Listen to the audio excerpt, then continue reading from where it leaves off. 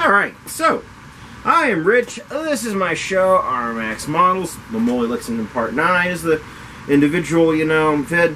And before I begin making the model, probably not going to be enterprising enough to put a timestamp in the comments to skip all this, but wanted to get an announcement out there. Again, I am moving. So this channel started, I was still in a little townhouse apartment. I had a little basement booth built up. Then I got to here and had this much nicer shop, and I'm moving back into a small space once again. Thankfully, there's like a little sunroom that I've eked out part of it for a shop. Hopefully I can take the whole thing, but well, the wife's got her own uses for a sunroom as well. Grumble, grumble. Why am I moving? Because landlords and they're wanting to sell a house. I understand why they're doing it. I'm not a fan of that they're doing it, but I understand. A toast to the last vid I do in this shop that I put out for you guys, and I hope y'all enjoy.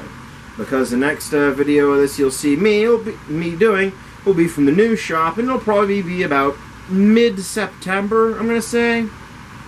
By the time that gets out there, because I gotta move and all that other good stuff.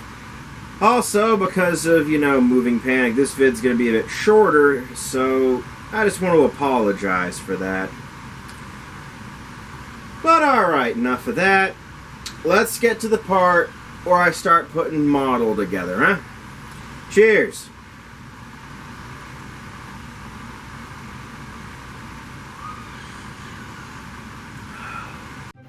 Ah, yes. Then after some reading instructions and looking at pictures to try to figure out what's what, gathering some paints for these pieces, I go ahead and I cut down the 1x1 planks to be able to use as handles for this winch that I'm sanding down. And after another quip about how wonderful beer is, you'll see me do some more modeling in the next clip. Alright. Sacred sustenance has been acquired. Let's do this.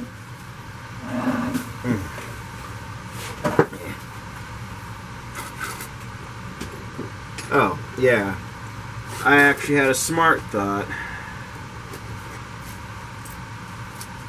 Oh my god, I'm using my brain cells. The world might come to an end. Okay, let's see. Let's see.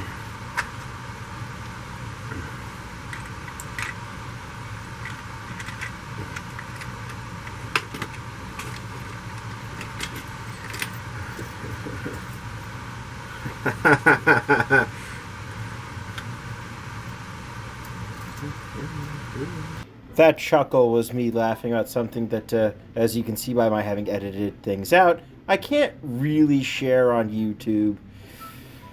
But there I am. I found using that ball end mill type thing was a bit better for smoothing out some of these shapes.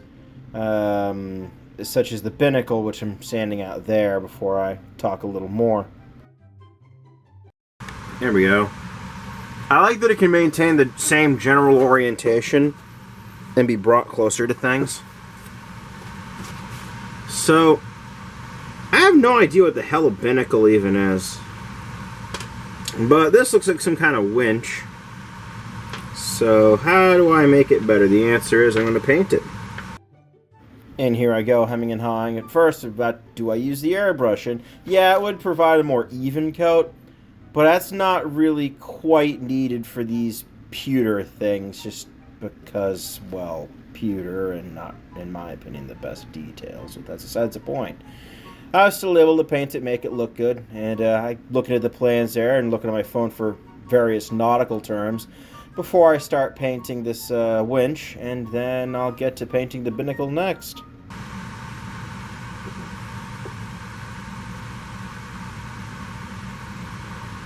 I mean, it simultaneously feels right and wrong to use this method for painting everything. Because, like, on the one hand, yeah, the spray would probably be really cool and even. On the other hand, I guess the unevenness of this paint could serve along with some dry brushing to, like, I don't know, make it look more like natural wood. And besides, I'm going to have to go with a thicker paint anyway to include some kind of covering up of all the unevenness from all the Dremel work I had to do to even get to this point. So that's life. And this is a really tiny time-lapse section. Okay. Oh, so apparently a binnacle was the thing that stored the ship's compass. So it looks like a stove. It's actually like a chest that has the ship's compass in it. That was that was what I found out. I Googled that too. Now I'm looking at all these instructions trying to figure out where exactly I'm supposed to glue things on before looking at some pictures, trying to find some pieces, and file the piece down, which I'm going to call that the tiller. That might be called the helm. I'm going to call it the tiller just because it's a lever thing that's attached to the, to where the rudder would be going out. And there I'm just decorating the binnacle up a bit, and then I go ahead and I dry brush the winch. I dry brush the binnacle too. That's how I create my artificial woodwork before finally gluing on the arm pieces. I have to glue them on again later though, as you'll see. Now, if I recall correctly, if I guesstimated this right, I did. Sweet. Sweet. Alright, let's go ahead and get this thing properly placed. Nice big glob right there, please. There we go. Yeah, there we go. Give us a glob. Alright, one glob of super glue. Alright. I'm just going to do this just a little bit.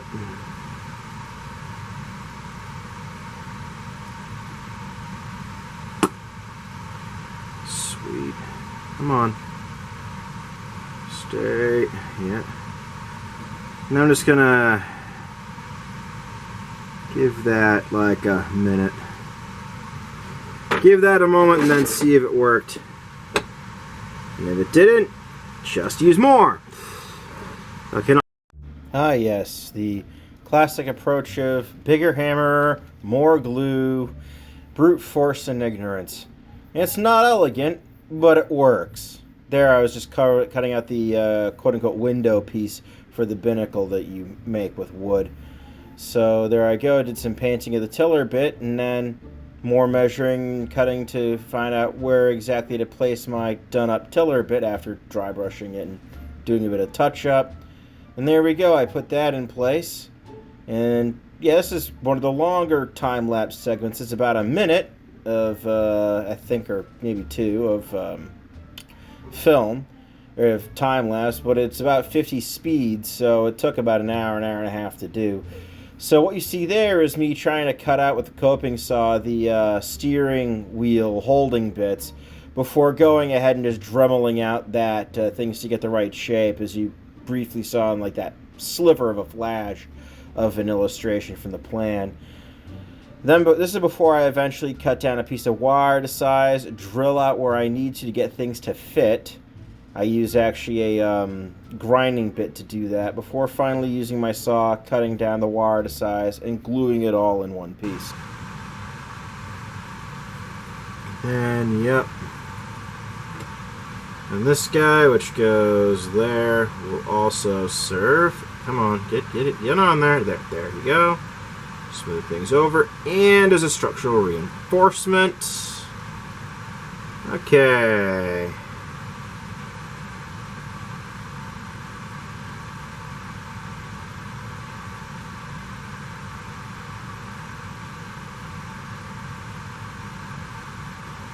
Okay. Next, the wheel. Last but certainly not least, oh, that's going to be a bit big. Oh well, that'll be life, I guess. There's this guy right here. Come on, get in, and we have it. We have it. Alrighty, we got it. Not only do we got it, but I think if I put this right in front of the thing, should be good to go, alright?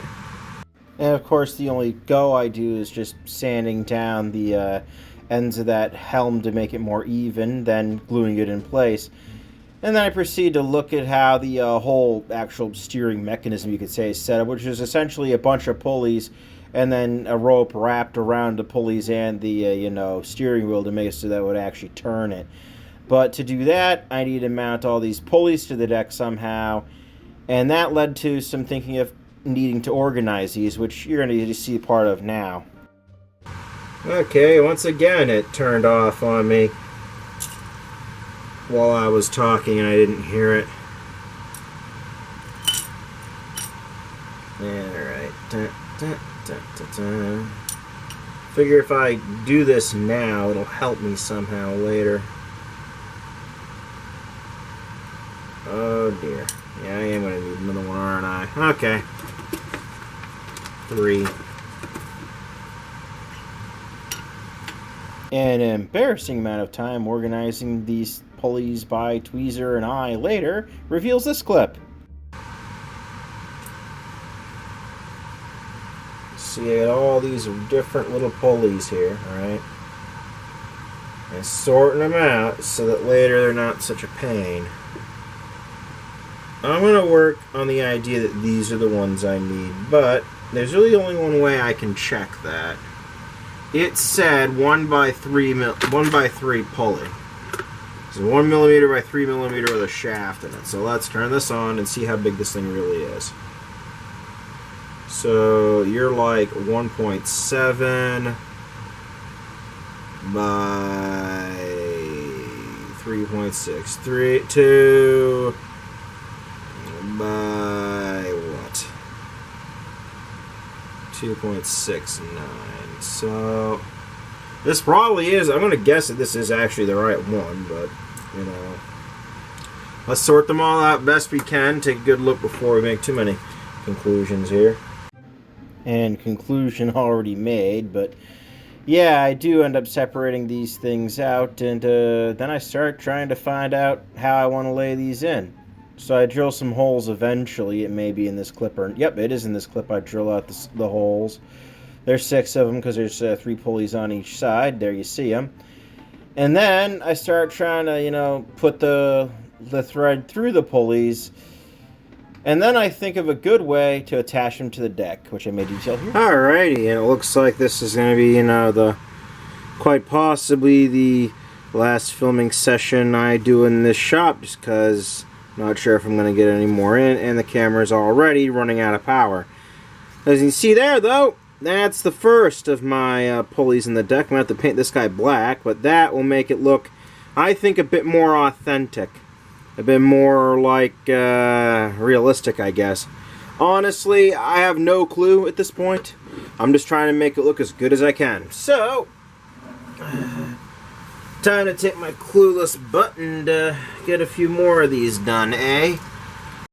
And then in, well, 50 times speed, because that's how I decided to put it in this clip here, I pretty much rant and rave and then just do the same, you know, action you see here sped so it's not as embarrassingly slow, which is take these pulleys, thread them through with a bit, measure out a little bit of how much thread I've got, and then tie a knot around, tie, you know, the first start of like a slip knot, and then the other side so that the square knot that I would form has the pins that were supposed to originally be for securing the planking on when I was doing it.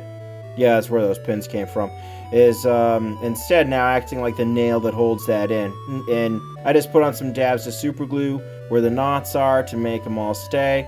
And then I put some dabs of super glue into the deck so this thing will also, this, you know, nail, if you will also stay in place. And now I go ahead and I start running my rope around the pulleys as best I can, trying to make it look like they're actually putting them in tension. I end up adding some dabs of super glue so the, you know, rope will hold on. And unfortunately, I do this side outside of view before bringing it back into view. It may only be a model, but it feels wanting somehow. Oh well, so I don't know, not too much for the show for this episode. I mean, I got the winch on, I got the binnacle, the steering wheel, and its associated linkages. Well, not linkage, but pulley system, I guess. So what's next? What is next? Is there any chance of me getting it all done? Probably not.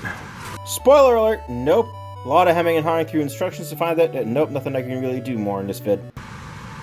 It is coming along. It is coming along. I would have loved it if I'd gotten the deck fully done. It was just ready for masts, but that's not looking like it's going to happen. Oh, well. This thing's still alive? Yes, it is. It's probably almost out of memory, though.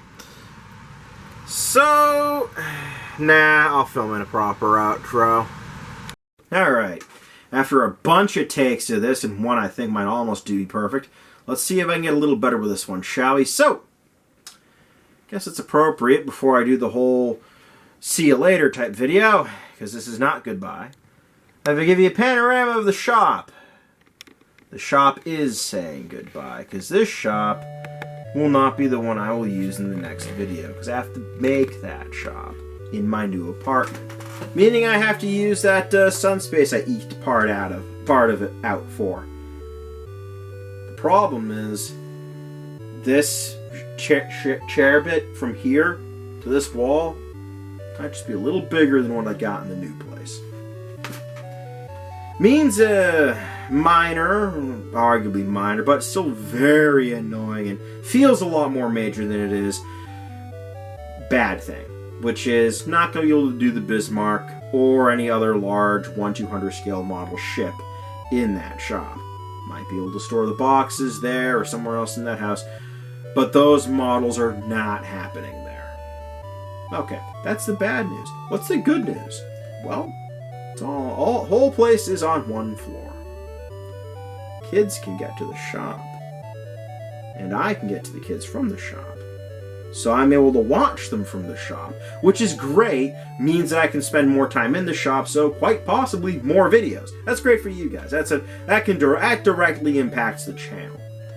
The other sort of impacts the channel in terms of being ready to leverage it the most, but it's more of a big personal thing to me, is the kids will be able to come and visit, rather than being totally separate up there. They'll be able to come and see what I'm doing, and I think that will just be wonderful to share these things with them better. I would like that very much.